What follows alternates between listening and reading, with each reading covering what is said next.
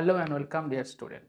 এই পর্বে আমরা মাধ্যমিকের যে ভৌত ও রাসায়নিক ধর্মসমূহ রয়েছে সেই অংশের সেই ইউনিটের প্রথম যে চ্যাপ্টারটি রয়েছে পর্যায় সারণী এবং মৌলের ধর্মের পর্যায়বৃত্ততা সম্পর্কে আলোচনা করব। এখন বর্তমানে টোটাল 118খানা মৌল রয়েছে। যেমন 1 নম্বরে রয়েছে হাইড্রোজেন, 2 হিলিয়াম, 3 লিথিয়াম, এভাবে 118 নম্বরে যে মৌলটা রয়েছে সেটা হলো অগ্নেশন। এর মধ্যে এক থেকে হাইড্রোজেন থেকে 92তম যে মৌলটা রয়েছে সেটা হলো ইউরেনিয়াম, এবং এই মৌলগুলি হলো প্রাকৃতিক মৌল। প্রাকৃতিক মৌল মানে হলো এই মৌলগুলো আমাদের প্রকৃতিতে অবস্থান করে, এবং এই মৌলগুলোর যে আবিষ্কার বা তাদেরকে খুঁজে বের করা, তাদের নামকরণ করার জন্য কিন্তু অনেক সময় লেগেছে, সেটা হঠাৎই হয়ে যায়নি।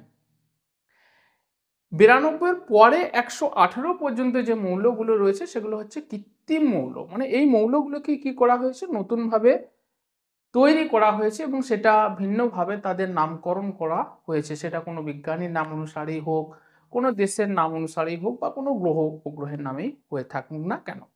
আমরা যদি 1800 সালের প্রথম দিকের কথা বলি, সেই সময়ে কিন্তু যে মৌলগুলো আবিষ্কৃত হয়েছিল সেই মৌলের সংখ্যা অনেক কম ছিল, এবং সেই সময়ে মৌলের যে পরিচিতি ছিল সেটা কিন্তু তাদের পারমাণবিক সংখ্যা অনুসারে নয়, তাদের পারমাণবিক ভর বা পারমাণবিক গুরুত্ব অনুসারে। এবং সেই সময়ের বিজ্ঞানীরা ওই সময়ের যে সমস্ত মৌল ছিল তাদের মৌলের ধর্মগুলি বিশ্লেষণ করে একই ধর্মের যে মৌলগুলি রয়েছে তাদেরকে আলাদা করে আলাদা জায়গায় রেখে আলাদাভাবে তার নামকরণ করার চেষ্টা করেছিল। এবং এই সম্পর্কে বেশ কিছু বিজ্ঞানীর নাম আমাদের খুবই গুরুত্বপূর্ণ।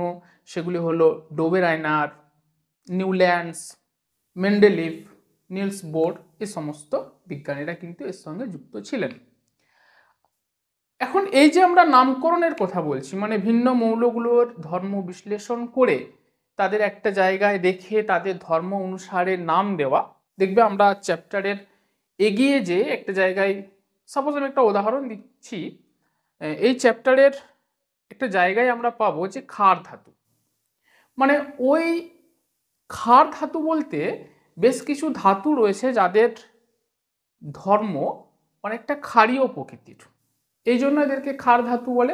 এরকম অনেক মৌলের নামকরণ করা হয়েছে তাদের ধর্ম অনুসারে, সেগুলো কিন্তু আমরা পরে আসব। এখন আমরা যেটা বলছিলাম, প্রায় 1817 খ্রিস্টাব্দে বিজ্ঞানী ডোবেরাইনার তিনি সেই সময়ের যে মৌল আবিষ্কৃত ছিল সেই মৌলের ধর্ম বিশ্লেষণ করে একই ধর্মের যে মৌলগুলো রয়েছে তাদের ক্রমবর্ধমান পারমাণবিক ভর অনুসারে সাজানোর চেষ্টা করলেন। কেন পারমাণবিক ভর অনুসারে বললাম না, সেই সময় মৌলের পরিচিতি ছিল পারমাণবিক ভর অনুসারে, এখনকার মতো কিন্তু পারমাণবিক সংখ্যা অনুসারে নয়। ডোবেরাইনার যে রাসায়নিক ধর্মের মিল রয়েছে, ওনার সময় আবিষ্কৃত মৌলগুলোর রাসায়নিক ধর্মের মিল রয়েছে, তাদেরকে ক্রমবর্ধমান পারমাণবিক ভর অনুসারে সাজাতে লাগলেন। সাজিয়ে তিনি একটা বিশেষ ঘটনা লক্ষ্য করলেন যে যদি 3টে মৌলকে নেওয়া হয় যাদের রাসায়নিক ধর্মের মিল রয়েছে, এইরূপ 3টে মৌলের প্রথম এবং তৃতীয় মৌলের পারমাণবিক ভরের যে গড়, সেটা দেখা গেল যে দ্বিতীয় মৌলের পারমাণবিক ভরের প্রায় সমান। এবং এটা একটা সূত্র আকারে পরিচিত, বা এটাকে আমরা ডোবেরাইনারের ত্রয়ী সূত্র বলে থাকি। তো চলো আমরা ত্রয়ী সূত্রটার একটা উদাহরণ দিয়ে এটাকে আমরা বোঝার চেষ্টা করি।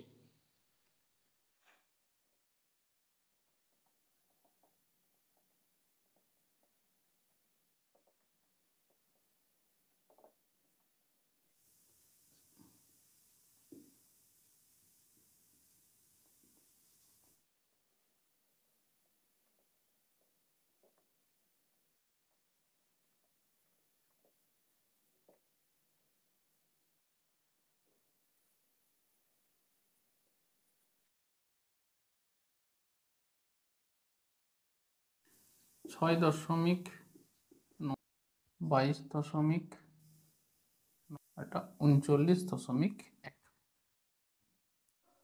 ডোবেরেনারের ত্রয়ী সূত্রের আমরা একটা উদাহরণ দেখি।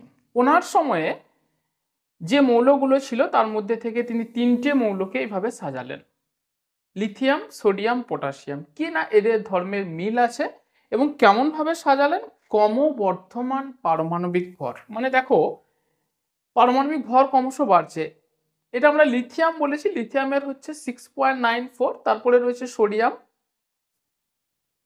22.99, এর পরে রয়েছে পটাশিয়াম 39.1। সূত্রটা কি বলছে না, যদি আমরা প্রথম এবং তৃতীয় মৌলের পারমাণবিক ভরের গড় করি তাহলে কত আসছে দেখো, গড় করার জন্য 6.94 প্লাস 39.1 বাই যদি 2 করা হয়, এটা দেখো এটা আসবে 46.04 বাই 2, এবং এটাকে যদি আমরা ভাগ করে দিই তাহলে 23.01 আসবে। 23.01 যে মানটা, সেটা দেখো সোডিয়ামের মানের প্রায়, মানে সোডিয়ামের যে পারমাণবিক ভর তার সঙ্গে কি রয়েছে, সমান রয়েছে, প্রায় সমান। বলছি না যে একেবারেই সমান, সূত্রটাতে উনি বলেননি যে প্রায় সমান হবে, এই কথাটা বলেছিলেন। সূত্রটা কি না আরো একবার বলি, রাসায়নিক ধর্মের মিল আছে এমন তিনটে মৌলকে যদি আমরা ক্রমবর্ধমান পারমাণবিক ভর অনুসারে সাজাই, তাহলে প্রথম এবং তৃতীয় মৌলের যে পারমাণবিক ভরের গড় সেটা দ্বিতীয় মৌলের পারমাণবিক ভরের প্রায় সমান। এই যে তিনটেকে আমরা পেয়েছি এগুলোকে বলা হয়ে থাকে ডোবেরেনার ত্রয়ী।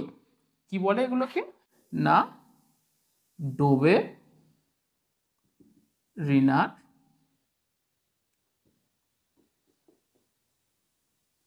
ত্রয়ী। ত্রয়ী মানে 3, ডোবেরেনের 3।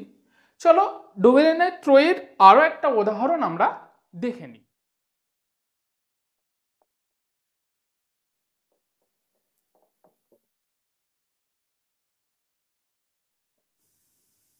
ক্লোরিন, ব্রোমিন আর আয়োডিন 35.79, 106.9 পারমাণবিক ভর। একটা উদাহরণ আমরা নিচে দেখিয়েছি, ক্লোরিন, ব্রোমিন, আয়োডিন এই তিনটে মৌল এবং তাদের পারমাণবিক ভর যথাক্রমে 35.49, 79.9 আর 126.9। এদের ক্ষেত্রেও তুমি যদি একই সূত্র লাগাও, অর্থাৎ ক্লোরিন এবং আয়োডিনের পারমাণবিক ভরের যে গড় সেটা কত আসবে দেখো, 35.45 প্লাস 106.9 ডিভাইডেড বাই 2। এটাকে তুমি ইউ এককেও লিখতে পারো, ইউনিফাইড পারমাণবিক ভরকে আমরা যেটা লিখি। এবার এই দুটোর গড় করলে তোমার যে মান আসবে সেটা আমি একবারে ডিরেক্ট বসিয়ে দিচ্ছি, 81.175। অর্থাৎ এর যে মানটা ব্রোমিনের যে পারমাণবিক ভর তার সঙ্গে প্রায় সমান হলো। এখন এই যে সূত্রটা আমরা বলছি ডোবেরেনের ত্রয়ী সূত্র, ত্রয়ী সূত্রটা যে সব জায়গাতেই প্রযোজ্য হলো সেটা নয়, দেখা গেল যে বেশ কিছু মৌলের ক্ষেত্রেই সেটা প্রযোজ্য। এই প্রযোজ্য সমস্ত মৌলের ক্ষেত্রে প্রযোজ্য হচ্ছে না, তাহলে সূত্র যদি সবার ক্ষেত্রে প্রযোজ্য না হয় তাহলে সেই সূত্রকে কি হবে, সর্বসম্মত গ্রহণ হবে না এবং সেই সূত্রটা কি হয়, পরিত্যক্ত হয়ে থাকে। অর্থাৎ ডোবেরেনারের যে সূত্র সেটা কিন্তু সঠিক হলো না, বিশেষ কিছু ক্ষেত্রে মিলল এবং দেখা গেল অনেক ক্ষেত্রে কিন্তু এটা মিলছে না, মানে গড় করলে দুটোর গড় করলে সেটা দ্বিতীয়টার সঙ্গে সমান আসছে না। এরপরে আমরা এটা কত সালের কথা বললাম না, 1817 খ্রিস্টাব্দের কথা বলছি। তারপরে নিউল্যান্ডস বলে একজন বিজ্ঞানী, তিনিও কি করলেন যে রাসায়নিক ধর্মের মিল আছে এমন মৌলগুলোকে ক্রমবর্ধমান পারমাণবিক ভর অনুসারে সাজালেন। সাজিয়ে তিনিও একটা বিশেষ ঘটনা লক্ষ্য করলেন এবং সেখান থেকেও কিন্তু তিনি একটা সূত্র দিয়ে বসলেন। চলো সেই সূত্র যাওয়ার আগে যে যে মৌলগুলোকে তিনি পরপর সাজিয়েছিলেন সেই মৌলগুলো আমরা একবার দেখে নিই, তারপরে আমরা এই সূত্রে আসবো। নিউল্যান্ডসের অষ্টক সূত্র বোঝার আগে আমরা দেখো একটা টেবিল করেছি মানে কালো কালিতে মৌলগুলো লেখা আছে, যেমন lithium, beryllium, boron, carbon, nitrogen, oxygen, fluorine, sodium, magnesium, aluminium, silicon, phosphorus, sulphur, chlorine, potassium, calcium. এই মৌলগুলোর আমি ধরেই নিচ্ছি যে প্রত্যেকে জানা আছে, কারণ আমরা ক্লাস 9-এ 1 থেকে 20 পর্যন্ত মৌল অন্তত মুখস্থ করি। ক্লাস 10-এ 1 থেকে 20 পর্যন্ত করলেই হয়। তুমি চাইলে 1 থেকে সেটা 30 পর্যন্ত করে রাখতে পারো, মানে আরো ভালো তোমার প্রিপারেশন রাখার জন্য। এবং নীল কালিতে আমরা ঠিক তার পাশের পারমাণবিক ভর উল্লেখ করে রেখেছি। তুমি এদিক থেকে যদি এদিকে যাও, দেখো 6.94-এর পরে 9 আছে, তারপরে 10 আছে, অর্থাৎ নিউল্যান্ডস কি করেছিলেন, মৌলগুলিকে ক্রমবর্ধমান পারমাণবিক ভর অনুসারে সাজিয়েছিলেন। সাজিয়ে তিনি একটা জিনিস লক্ষ্য করলেন যে কোনো একটা মৌল থেকে, সাপোজ ধরো আমি লিথিয়াম থেকে বলছি, লিথিয়াম থেকে পরবর্তী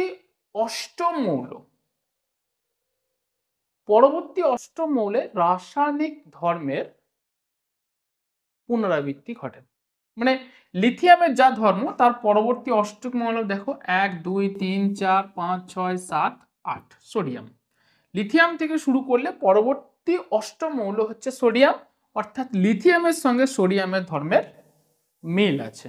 আবার দেখো এই বি থেকে যদি আমরা বোরন থেকে শুরু করি, তাহলে এটা 1, যেখান থেকে শুরু করছি সেটা 1 নাম্বার, 1 2 3 4 5 6 7 8 নাম্বার। এই যে বোরনের সঙ্গে কি রয়েছে, অ্যালুমিনিয়ামের রাসায়নিক ধর্মের মিল রয়েছে। এই সূত্রটাই হচ্ছে কি অষ্টক সূত্র। সূত্রটা কি না, রাসায়নিক ধর্মের মিল রয়েছে এমন মৌলগুলিকে যদি আমরা ক্রমবর্ধমান পারমাণবিক ভর অনুসারে সাজাই, তাহলে কোনো একটা মৌল থেকে পরবর্তী অষ্টম মৌলের রাসায়নিক ধর্মের পুনরাবৃত্তি ঘটবে। মানে প্রথম মৌলের যা রাসায়নিক ধর্ম ছিল, অষ্টমতম মৌলের সেই ধর্মই আবার ফিরে দেখা যাবে। এখন এই সূত্রটা যে সব ক্ষেত্রে প্রযোজ্য হলো তা নয়, কারণ আমরা বললাম যে সেই সূত্রটাই সর্বসম্মত গ্রহণযোগ্য হবে যদি সেটা সমস্ত মৌলের ক্ষেত্রেই প্রযোজ্য হয়। এই সূত্রটি দেখা গেল হালকা মৌলের ক্ষেত্রে, মানে আমার লিথিয়াম থেকে ক্যালসিয়াম পর্যন্ত যে মৌলগুলি রয়েছে সেই মৌলগুলির ক্ষেত্রেই কিন্তু আমার অষ্টক সূত্রটা প্রযোজ্য হলো, এবং অষ্টক সূত্র তারপরের মৌলের ক্ষেত্রে আর প্রযোজ্য হলো না। তাহলে না হওয়ার জন্য এই সূত্রটাও কি হলো, পরিত্যক্ত হলো। এরপরে আমাদের মেন্ডেলিফের যে পর্যায় সূত্র ছিল এবং মেন্ডেলিফের যে পর্যায় সারণী আছে সেটা নিয়ে আমরা আলোচনা করব। এই ক্লাসের মধ্যে করলেই এটা অনেকটা বড় হয়ে যাবে, তাই আমরা মেন্ডেলিফের যে পর্যায় সূত্রটা রয়েছে সেটা পরের পর্বে আলোচনা করব। হ্যাঁ, তার আগে এই জায়গা থেকে কি কি কোশ্চেন্স আমাদের পরীক্ষায় দিতে দেখা যায় সেটা একবার বলে নিই আমরা। প্রথম কথা হচ্ছে ত্রয়ী সূত্রের প্রবক্তাকে, ত্রয়ী সূত্রটা মাঝে মাঝে লিখতে বলে। অষ্টক সূত্রের প্রবক্তাকে, অষ্টক সূত্রটি লেখো। আর সেরকম কোনো কোশ্চেন কিন্তু এখান থেকে সেরকম ভাবে দিতে দেখা যায় না। তাহলে আজ এটুকুই, দেখা হবে পরের পর্বে।